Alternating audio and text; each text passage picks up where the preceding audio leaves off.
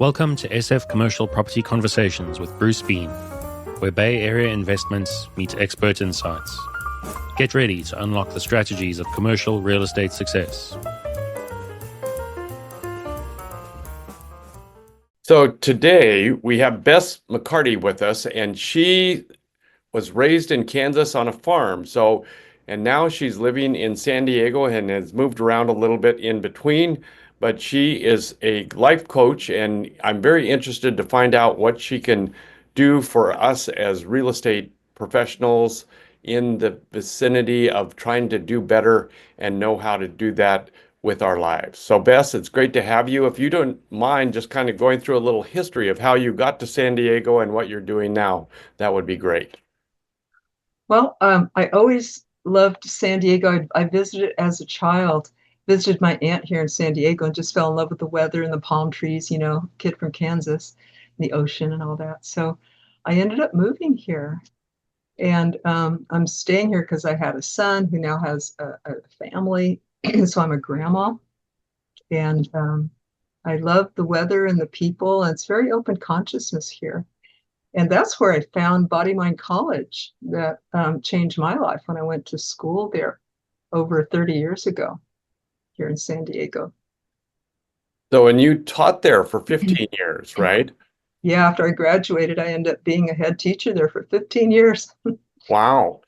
So maybe you can give us just a brief overview of what you do in terms of body mind consulting.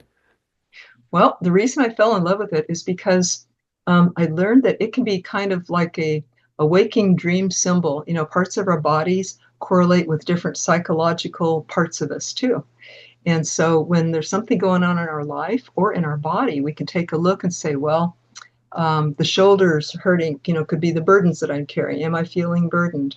Or a knee is about flexibility. So the knee, if somebody has a hurt knee, they might say, well, am I afraid of some change that I'm going through in my life? Am I resisting some change? And then that can help them tune into what their feelings and needs are at the moment. And at that time, when I was at Body Mind College and I also had a private practice, I noticed how I moved myself and my students and my clients from problem to solution. I thought, I think there's a pattern here. And I looked and I said, yeah, we identify the problem and then we figure out the feelings that's underneath that, the emotions. And then that leads us to tell us what are the needs underneath that, the valid human needs that we have: physical needs, emotional, mental, and spiritual needs. So somehow the emotions kind of help to identify, well, what am I really needing under this problem? And then the fourth step is to find the solution. So let's say if a realtor was not or in real estate, or let's say you have a certain business goal and you're not reaching your goal, and you might wonder why. Is there some sort of mindset block here or something like that? Maybe I don't believe in myself that I can do it, or that the goal can be reached, or that I deserve to reach it, or I'm too embarrassed to ask for help, to learn the skills or something like that, or I'm too embarrassed to go get a coach to help me, a business coach to help me do it. And so we take a look at that and say, well, what's the feeling under that? Well, it could be, shame about asking for help. And then the need might be to understand that all successful people have coaches, and that it's okay for me to ask for help and to have a guide. And so then the fourth step would be to find the right guide for you, maybe by asking referrals or for other people's experiences with different coaches, business coaches. So that would be one example of applying real conversations with your inner child, which I think is your feelings and needs, to yourself in your work. So that sounds pretty fantastic. So you can kind of go through the whole spectrum. I suspect that you first start talking with the person and finding out kind of what they're interested in, what their goals are, and kind of go through the process. So maybe you could explain how it all starts out a little bit for the audience to understand. Well, first, if you're in a session with me or you want to do this for yourself, you can just say, well, what is my problem in my life? What challenge am I currently going through? Or what goal is not happening for me? What's the uncomfortable part of my life? And so you identify the problem. That's the first step. And then the feeling underneath that.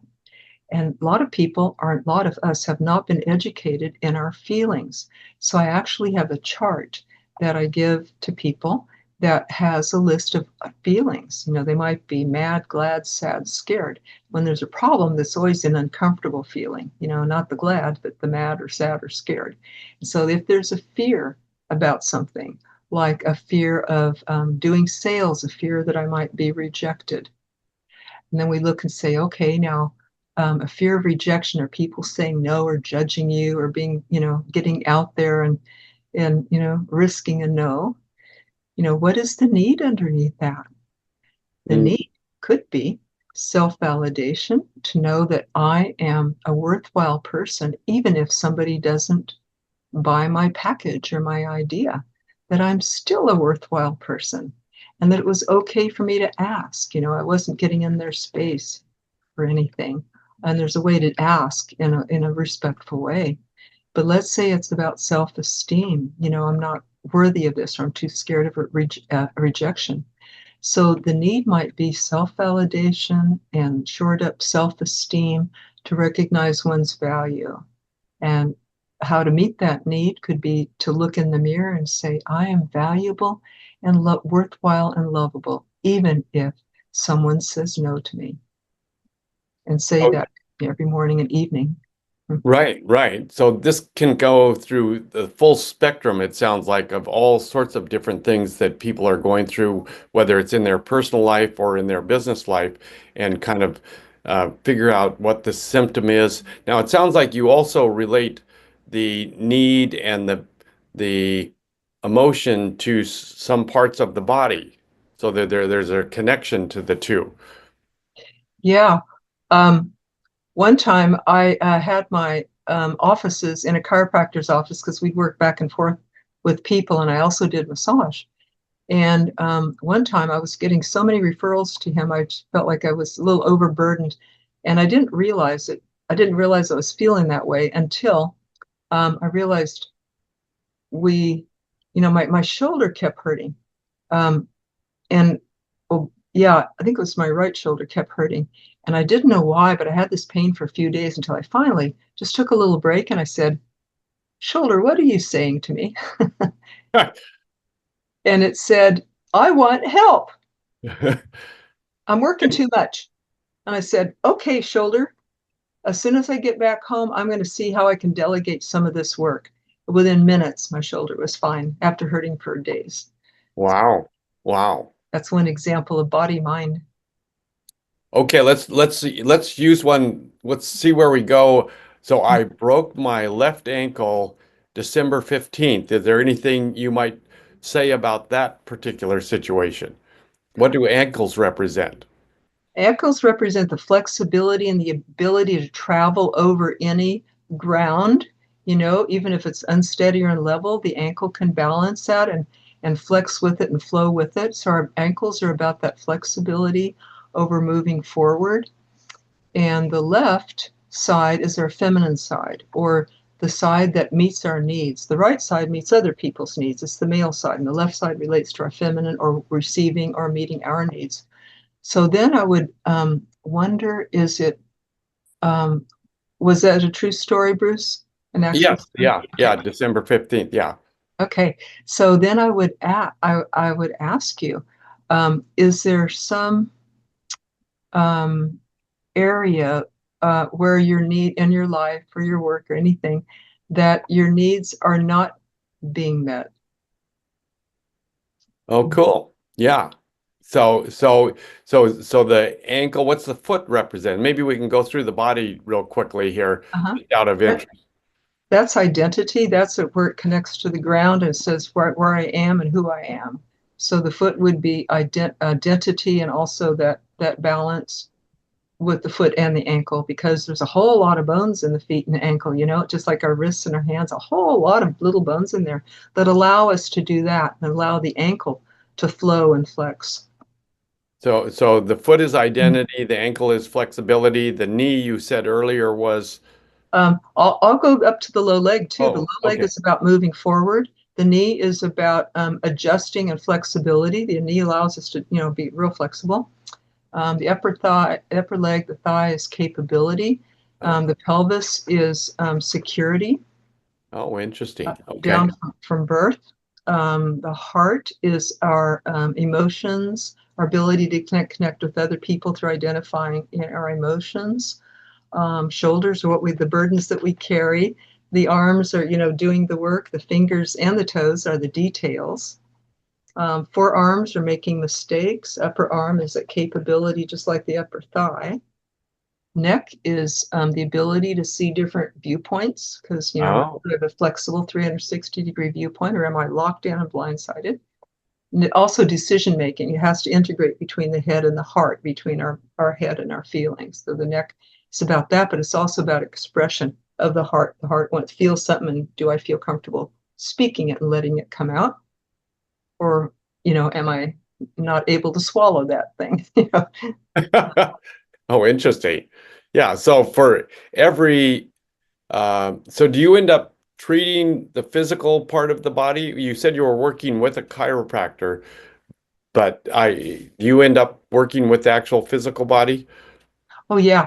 Yeah. Being a holistic health practitioner, I can work with physical, emotional, mental, and even spiritual parts of us. So they all go back and forth and they influence each other. So when you change something in the body, you change your body, mind, or your feelings and emotions. That's why Charlie Brown says, if you want to feel depressed, you have to stand like this. Because if you stand like this, you won't be depressed anymore. You can't be properly depressed and stand. You have to stand like this.